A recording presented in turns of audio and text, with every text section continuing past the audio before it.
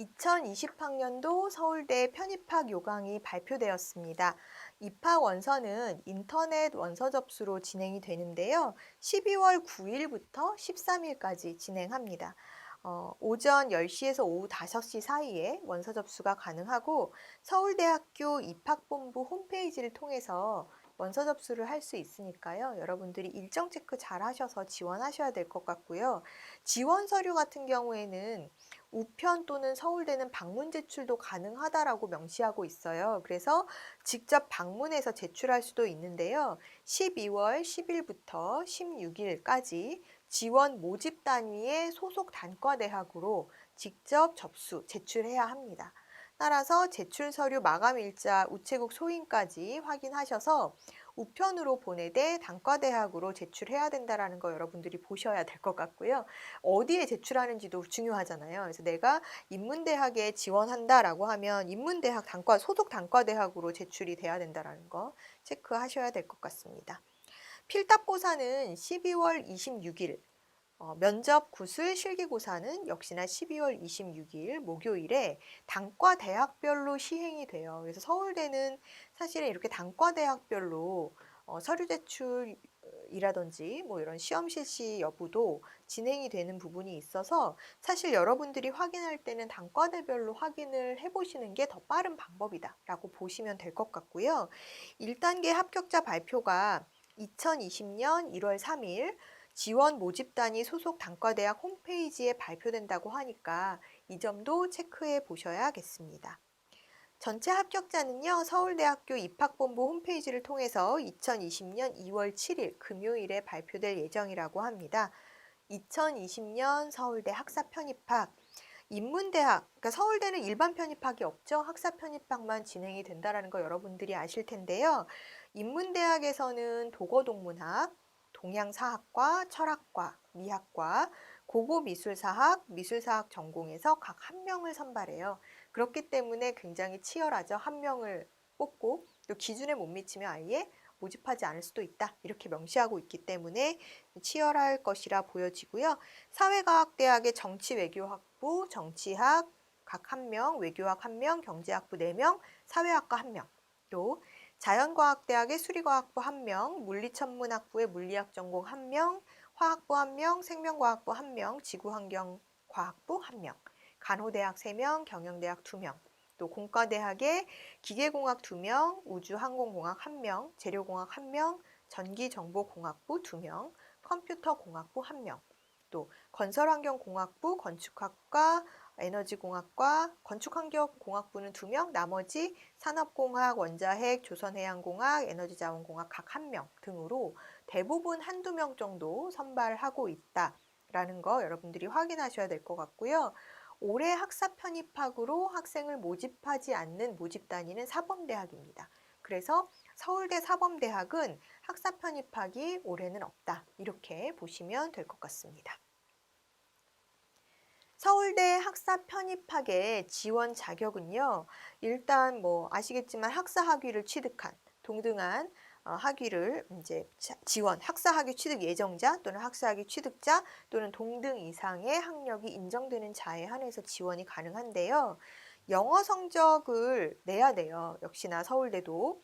그래서 영어 성적 활용하는 영어 성적은 탭스, 또 토플, 토익 이렇게 활용이 가능한데요. 지금 토익 성적은 의과대학 군입학 편입학 지원자만 제출할 수 있기 때문에 기타 다른 단과 모집대학에서는 토익 성적이 활용되지 않습니다.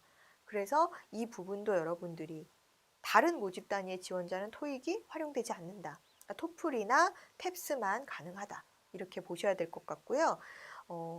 영어 성적을 이제 다른 전형 요소와 합산하는 모집 단위별 지원 가능 성적, 즉 영어 성적의 어떤 기준, 지원할 수 있는 기준 자격 이렇게 이해하시면 될 것 같은데 인문대학이나 영어 영문 경영대학은 기존 탭스가 701점 이상이면 지원이 가능하고요. 뉴탭스는 387점, 또 토플은 99점 이상이면 지원 가능합니다. 그리고 이 학과를 제외한 나머지는 기존 탭스 601점 이상, 그 다음에 토플이 86점 이상이 되어야 지원 가능하니까요. 이 부분들도 체크를 해보시고 또 자연과학대학이나 공과대학, 농생과학대학, 또 미술대학, 사범대학, 음악대학은요. 영어 성적을 지원 자격으로 활용을 해요. 그러니까 지원할 수 있는 기준이고 성적 활용으로는 하지 않는다라는 거예요. 그래서 이 두 개의 차이점은 성적으로 합산해서 모집을 하는 경우에는 성적이 좋을수록 좋겠죠. 그리고 이제 지원 가능 자격으로 하는 모집 단위의 경우에는 최소 이 자격 기준 이상의 성적으로 제출을 해야 된다라는 겁니다. 그래서 그런 차이를 여러분들이 인지를 하셔야 될 것 같고요. 기존 탭스 601점 이상, 토플 86점 이상이면 지원할 수 있는 자격 기준이 되니까 이 부분도 여러분들이 체크하셔야 될 것 같습니다. 서울대 학사 편입은 다른 고려대, 연세대 편입학과는 달리 전적대학의 전공이 동일하거나 또는 동종의 경우에는 지원할 수 없다라는 제한을 두고 있어요.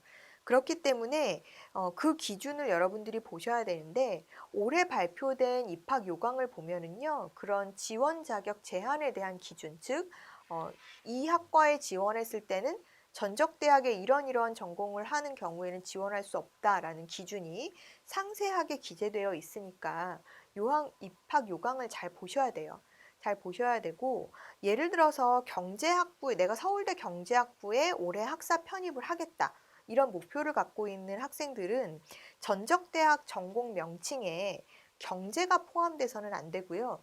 또는 무역학과 출신은 지원할 수 없습니다. 그래서 이런 부분들 여러분들이 입학 요강을 통해서 체크해 보셔야 되고요.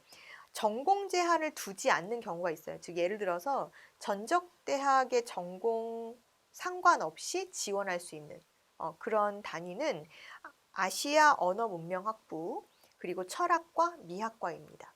그래서 아시아 언어문명학부나 철학과나 미학과에 지원하려는 학생들은 내가 전적대학에서 똑같이 철학과를 전공했다 하더라도 지원이 가능하다. 이렇게 보시면 될 것 같아요. 전형 요소 및 배점을 우리가 살펴볼 텐데요.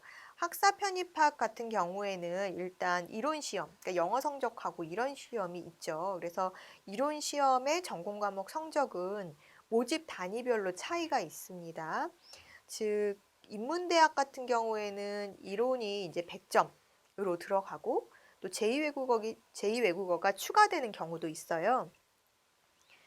그리고 면접 구술고사의 비중, 이 부분도 사실은 모집 단위별로 다른데요. 면접 구술고사의 비중이 상대적으로 높은 데는 이제 공과대학의 학사 편입, 그리고 사범대학의 2단계의 면접이라든지 이런 부분은 80점 정도 배점이 되니까 사실 상대적으로 좀 높은 상황이라고 볼 수 있을 것 같습니다. 또한 학사 성적이 활용되는 경우도 경영대학의 2단계라든지 또 농생과학대학의 1단계에서 이런 학사 성적도 활용이 되니까요. 사실 이 부분도 다르구나라고 생각을 하시면 될 것 같고, 즉 서울대 학사 편입학은 모집 단위별로 다르다. 그래서 사실 내가 지원하려고 하는 모집 단위별로 어떤 식으로 전형 요소 및 배점이 설정이 되어 있는지를 지원하려는 모집 단위별 확인을 단과대학에 해야 된다라는 거 여러분들이 체크를 해 두셔야 될 것 같아요.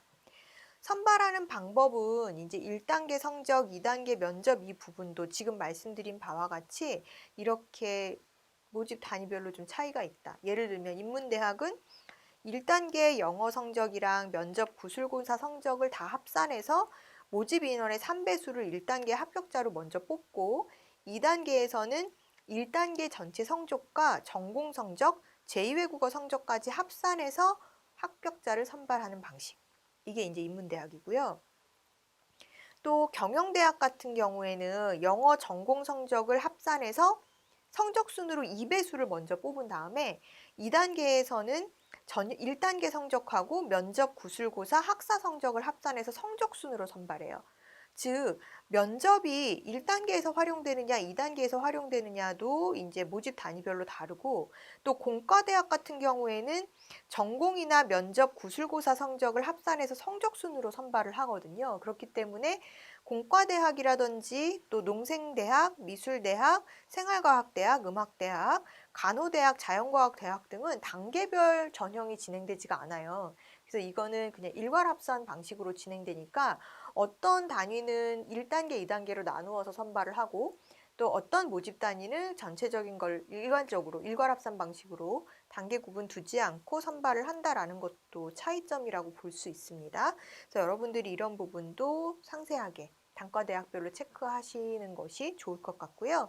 또 제출 서류 같은 경우에는 기본적으로 입학 지원서나 졸업증명서, 또 영어 공인 성적, 탭스, 토플, 토익 이런 성적인데 탭스는 사실 서울대에서 주관하는 시험이잖아요. 그렇기 때문에 탭스 성적은 따로 제출하지 않아도 된다고 해요. 그러나 토플이나 토플이나 이제 군의탁 경우에는 이제 토익 성적을 활용하기 때문에 이런 성적표를 제출해야 되는 것이고 또 학력 조회 동의서라든지 이런 부분도 서류로 제출해야 되는 상황입니다.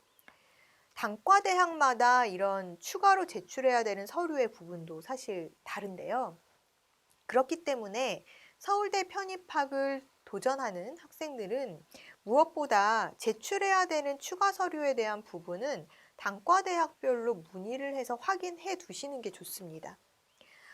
지금 인문대학 같은 경우에는 추가 서류 제출이 무엇이 있는지 없는지 확인을 해야 되는 상황이고 또 사회과학대학, 자연과학대학, 지구환경과학부, 간호대학, 공과대학, 농업생명과학대학은 모두 자기소개서와 수학계획서를 추가 서류로 받고 있어요. 그렇기 때문에 이 부분을 또 준비해야 되는 부분이 있고요. 또 자연과학대학의 물리학 전공 같은 경우에는 물리학 전공은 출신 학교의 분담 지도교수의 추천서가 또 필요합니다.